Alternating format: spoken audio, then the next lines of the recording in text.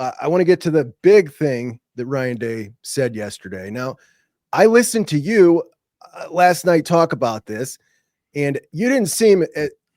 Let me tell everybody what happened here. I wish I had it to play. I didn't load it up. So Ryan Day was talking about Austin Siereveld playing tackle, and then slipped in left tackle, and it sounded like he made an error and was asked to clarify, and he said, no, left tackle, which is obviously like, hold on, what? A lot of questions here from that, but he went on to talk about, he talked to Mick, talked to Tyler Bowen, talked about the measurables, and does he have everything needed to play tackle? But he was speaking of left tackle. Well, this brings up a lot of questions. Ethan Onyanwa, obviously a massive transfer brought in here, very expensive transfer, a guy that everybody wanted to be the left tackle.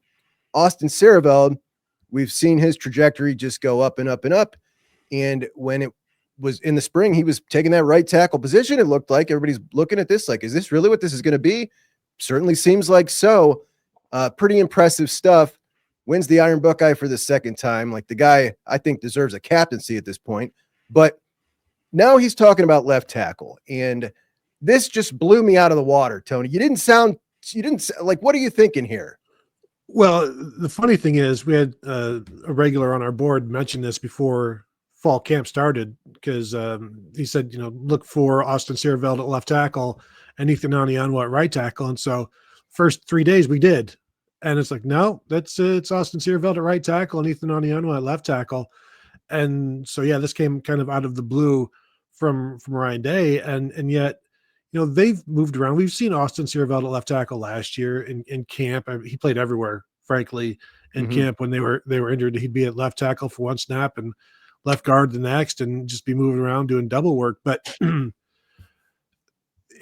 it's interesting. I don't know if it's settled, because they're trying to figure out what all of these guys can do. They want to know, okay, if something does happen to left tackle, can Austin handle that? Or maybe were they looking to see if something does happen to left tackle, can Ethan handle that? So now they're getting information on both of those guys. So I don't know. I do know they're still in the information gathering phase right now. And then whatever happens with that information, they'll place those guys. I will say Onyanwa played right tackle all but last year at Rice. So he played right tackle against Texas in 2023. Right. So he played pretty well. So that's not no big thing for him. I think it's interesting, certainly. And, I think everybody maybe doubted Austin Siereveld early, because, you're redshirt freshman.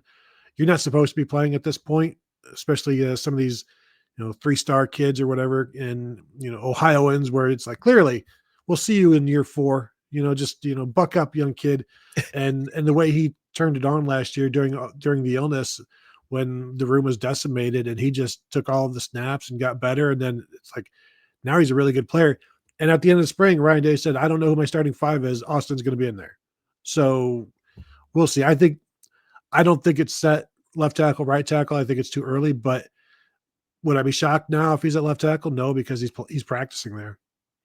Really impressive stuff, man, watching his rise. It's really been impressive. But aside from those starters, who I think outside of Onyanwa and Austin, you got Carson, Luke, and Tegra.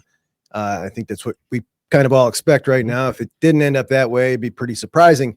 But outside of those guys, when we look at just the offensive line and the personnel all throughout the room, I was going through the other day, Justin Fry's recruits the other day, and Austin Siereveld was one. Luke Montgomery, Josh Padilla, Ian Moore, Gabe Van Sickle, Jake Cook, Javon McFadden, Carter Lowe. Like, the only guys that don't appear ahead of schedule, and this isn't a bad thing, are the Armstrong twins. Those are the only guys that don't appear ahead of schedule. A crazy high hit rate. And what blew me away over the weekend was watching even Javon McFadden, a true freshman in one-on-one reps, just stonewall Caden McDonald, our stud defensive tackle. I am so impressed now at the depth of this room. And I not like, there was no way that I thought I would be thinking that at this point in the year. Well, and Gabe Van Sickle, I was told a story last year. He was a June enrollee last year. And so, like, during summer workouts, he went like they were pushing something or pulling something, and he went running and passing by some of the veterans, and there was like just a whooshing going past as he was pushing this sled or whatever. And it's like, who in the heck is that guy? And it's like, that's Gabe Van Sickle, and he's going to redshirt, but we'll see what he does as a redshirt freshman. And he's, with the twos at right guard. I think Jake Cook is maybe the story of all of this, true freshman being the number 2 left guard. And he might be the next Austin Siereveld in terms of who is this guy? Why is he doing so well?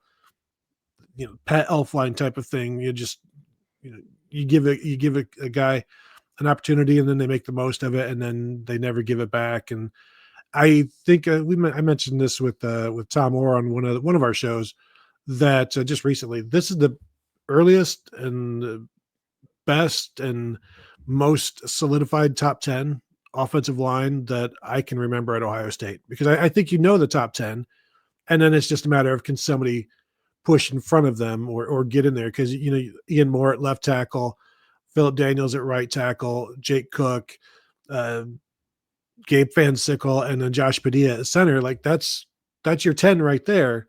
Those are all of your backups. And Day said it this past week. He feels pretty good about 8, 9, and 10 maybe getting some time this year. It's pretty ridiculous, man. Looking back just in 2023, heading into the season, I remember thinking like it is going to be years before they're able to turn this around. Things looked really, really bleak at that point. And then you win a national championship in 24, in much part thanks to that depth stepping up.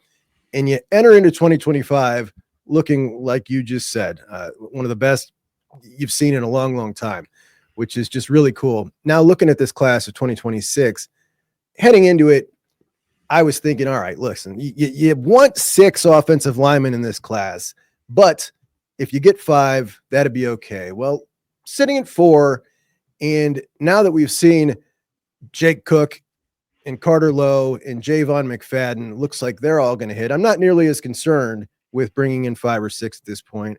I'd be okay with 4 because I really like the 4. A little bit of a scare yesterday for those who hadn't seen. Ohio State commit Aaron Thomas on 3 tweeted was visiting Florida State. Aaron said that's cap. I talked to Aaron today. He said his parents, obviously, they both went to Florida State, which we talked about a lot during his recruitment. And they just go to games throughout the year. He's like, I'm not even going now. So it wasn't a recruiting visit at all. Somebody caught wind of that. On 3 tweeted it to drum up some stuff. But those 4 certainly seem solidified. And boy, I really like those 4. So now I feel pretty comfortable with that. Are you okay with that? Yeah, I meand you've got Justin Terry transferring over from West Virginia as a redshirt freshman. So like you can always backfill with that. So I think it's fine.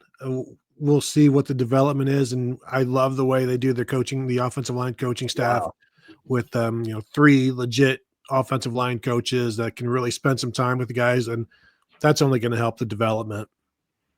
Being able to pull that off, like that is just flexing Ohio State muscle right there. Those are high level coaches, man. That